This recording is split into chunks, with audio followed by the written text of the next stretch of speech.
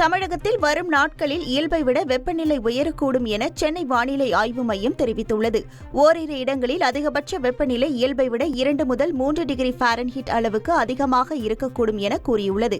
சென்னை மற்றும் புறநகர் பகுதியில் வானம் ஓரளவுக்கு மேகமூட்டத்துடனும் காலை வேளையில் லேசான பனி மூட்டத்துடனும் காணப்படும் என வானிலை ஆய்வு மையம் தெரிவித்துள்ளது. கேரளாவில் வெயில் சுட்டெரித்து வருவதை தொடர்ந்து திறந்த வெளியில் பணிபுரியும் தொழிலாளர்களுக்கு மதியம் 12 முதல் 3 மணி வரை ஓய்வு வழங்க கேரள தொழிலாளர் நலத்துறை உத்தரவிட்டுள்ளது.